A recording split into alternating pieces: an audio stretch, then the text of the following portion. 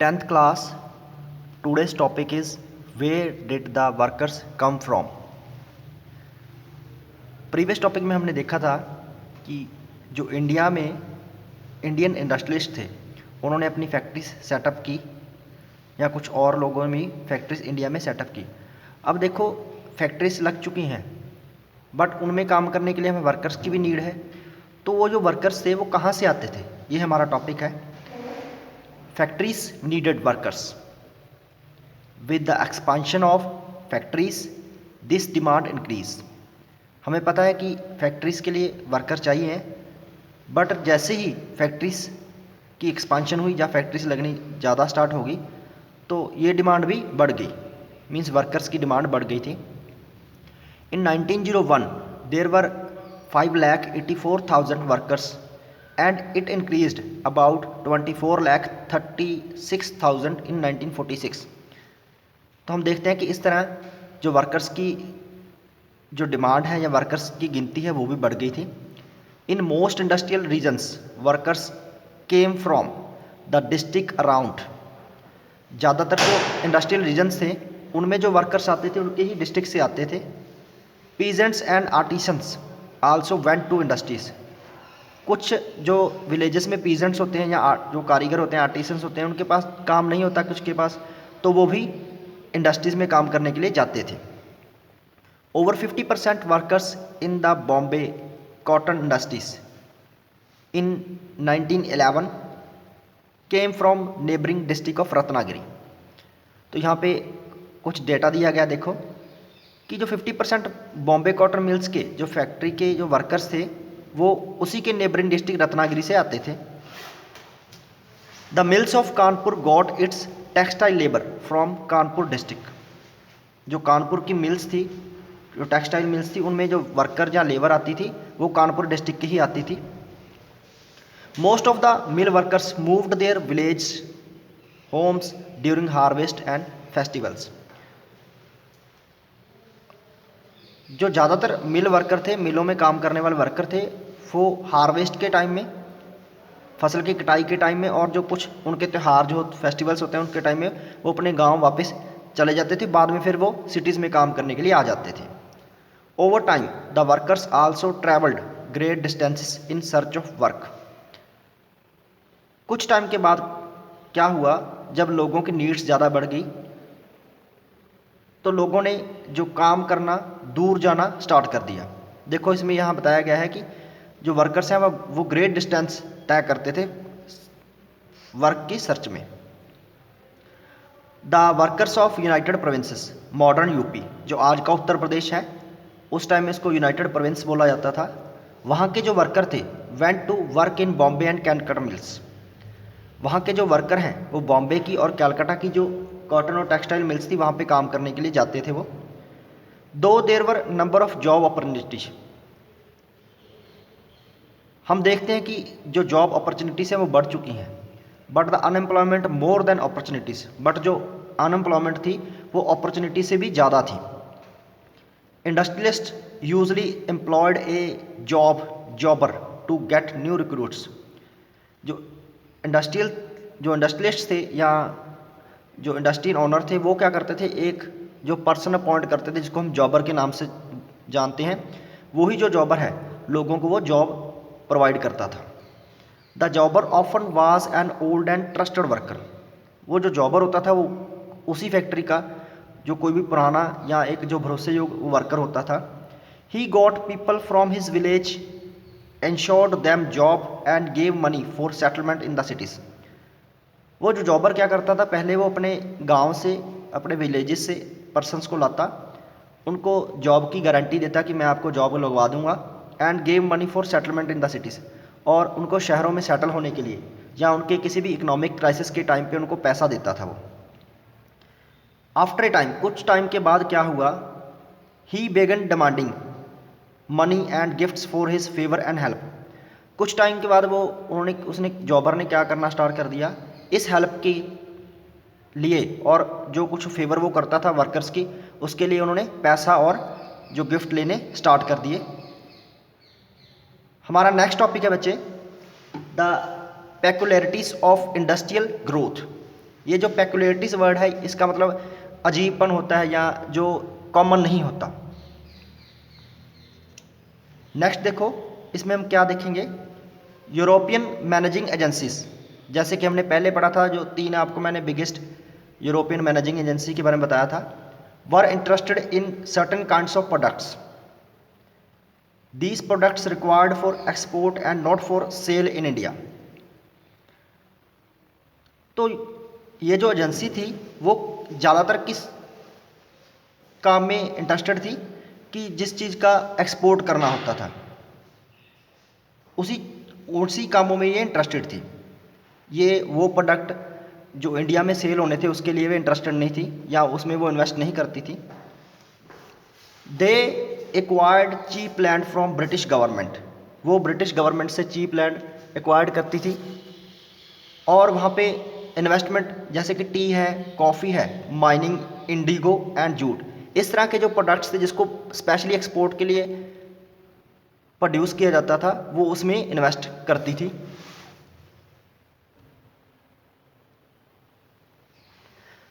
When Indian businessman began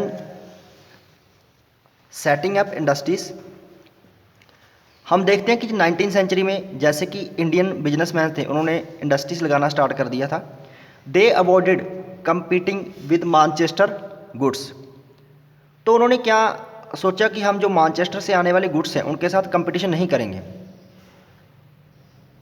yarn was not enough good of British imports into India, जो British import जो England से जो Manchester से yarn आता था वो अच्छी क्वालिटी का नहीं होता था। So the Indian mills produced coarse yarn, तो इसीलिए इंडियन मिल्स ने क्या किया, जो मोटा धागा होता है या कोरस जो यार्न होता है उसको प्रोड्यूस करने की सोची कि वहाँ से जो आ रहा था वो अच्छा नहीं आ रहा था, इसलिए वो इंडियन मिल्स वाले क्या करते थे, जो कोरस यार्न है उसको ही प्रोड्यूस करने लगे।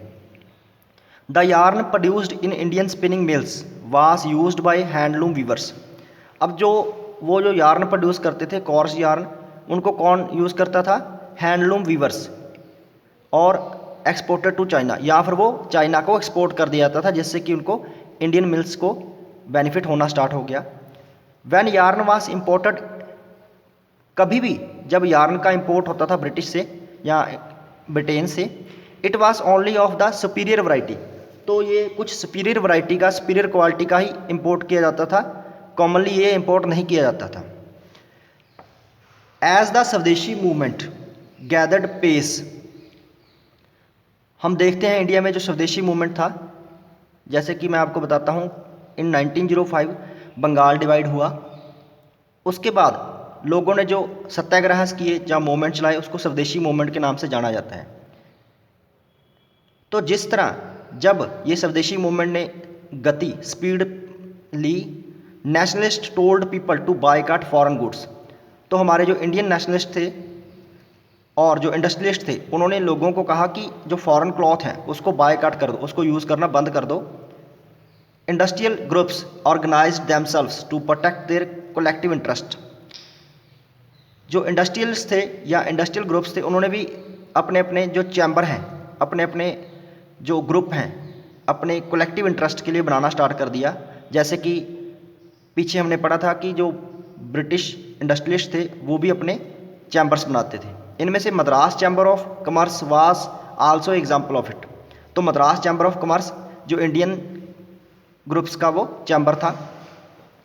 दे were also pressurising government to grant more concession,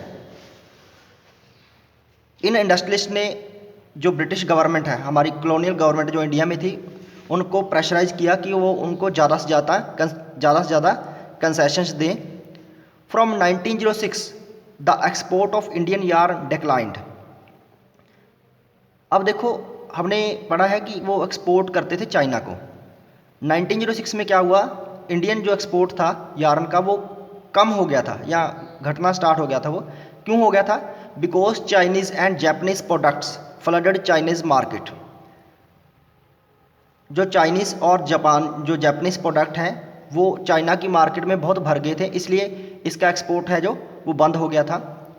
industrialist began shifting from yarn to cloth.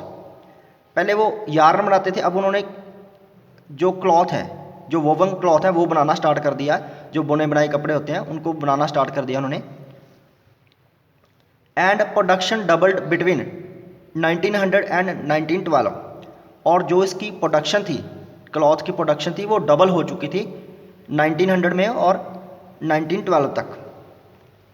Yet till the first world war industrial growth was slow. First world war से पहले जो हमारी industrial growth थी India की वो बहुत कम थी, slow थी। But war was created new situation. But war ने क्या कर दिया, नई जो सिचुएशन है वो क्रिएट कर दी।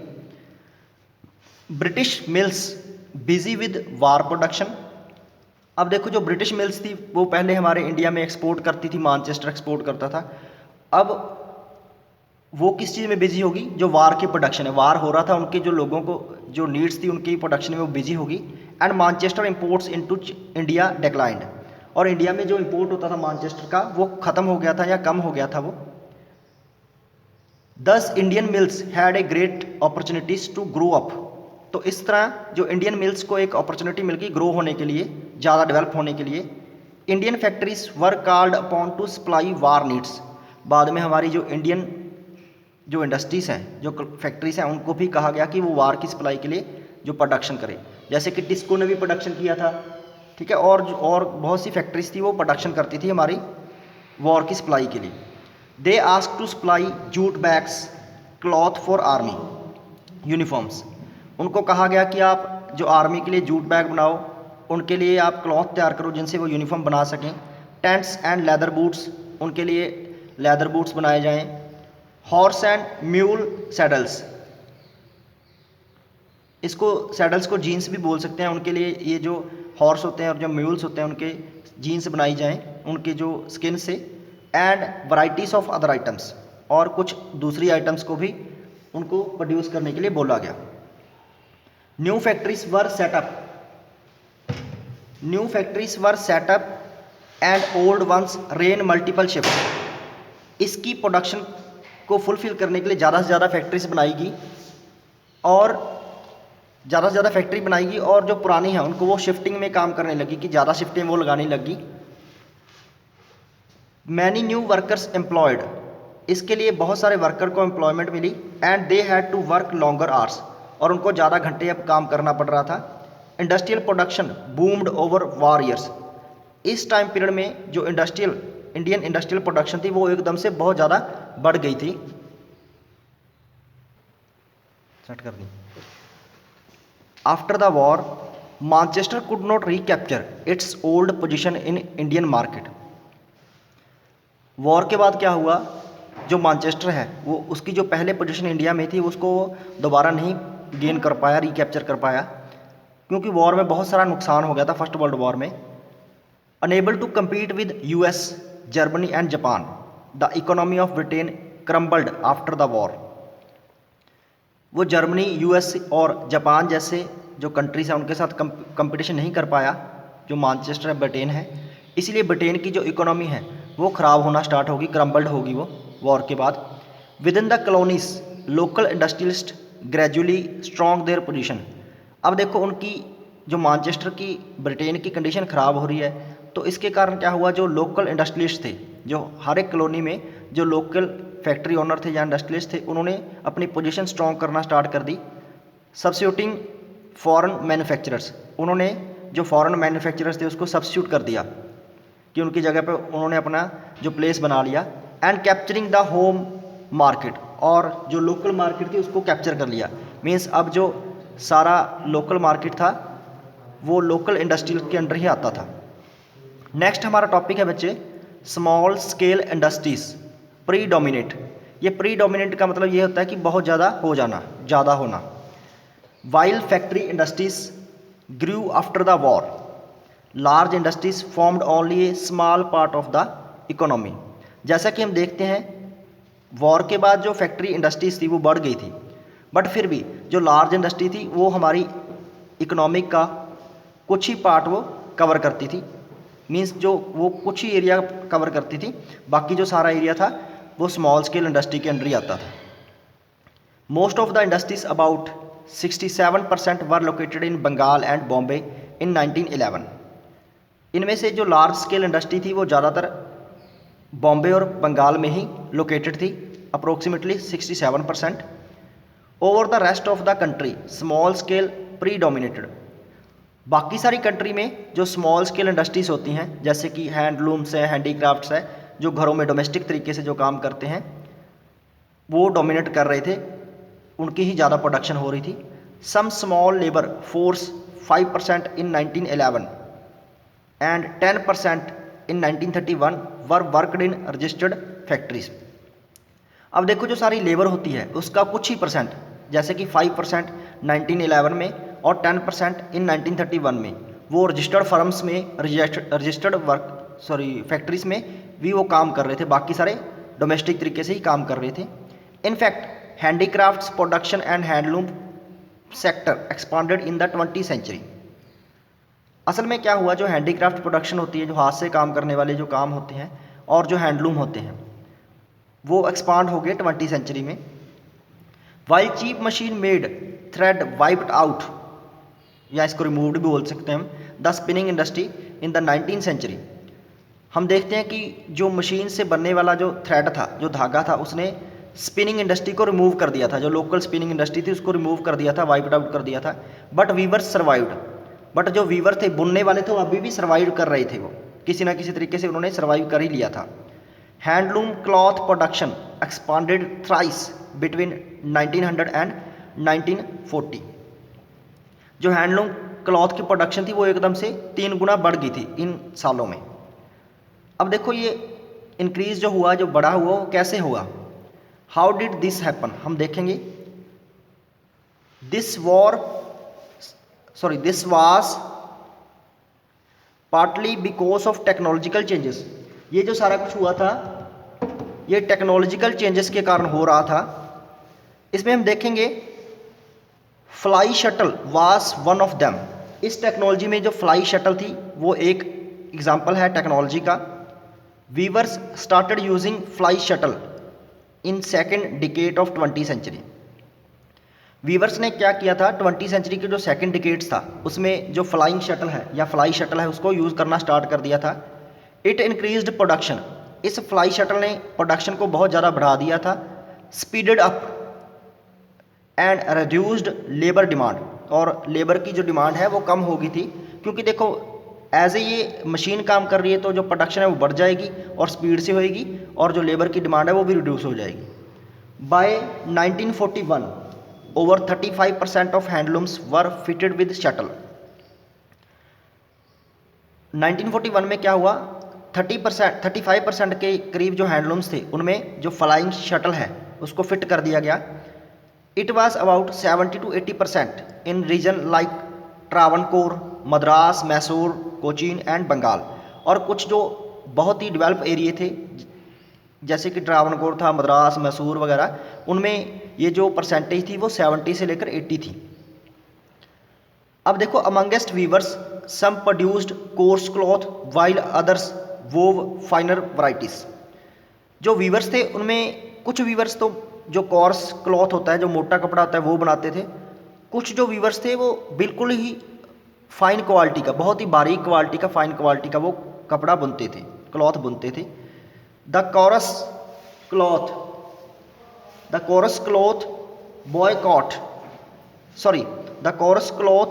bought by poor and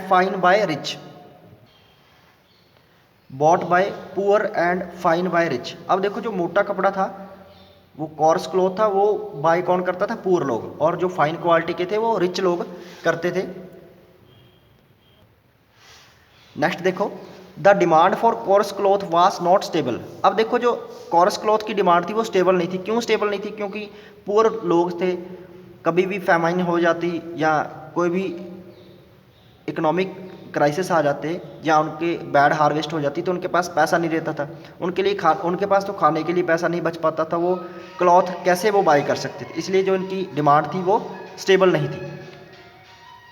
but fine cloth demand stable, but फिर भी जो फाइन क्लॉथ की जो डिमांड थी वो स्टेबल थी, क्योंकि वो अमीर लोग थे, रिच लोग थे, वो सर्वाइव करते थे, चाहे वो फेमाइन की कंडीशन हो, चाहे वो इकोनॉमिक क्राइसिस हो, तो वो सर्वाइव कर सकते थे।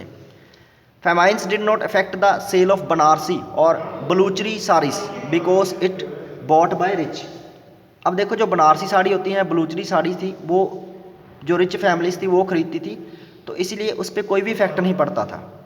More over mills could not imitate specialised weavers या वीव्स। अब देखो, जो मिल्स हैं वो कुछ जो स्पेशलाइज्ड जो वीव्स थे, जो बुनाई थी उनकी, वो नकल नहीं कर पाती थी। Saris with woven borders. अब जो कुछ साड़ीज थी जिनके जो बॉर्डर्स थे वो बुने हुए कपड़े से बने होते थे। और the famous lungis and handkerchiefs of Madras could not be easily displaced by the mill production.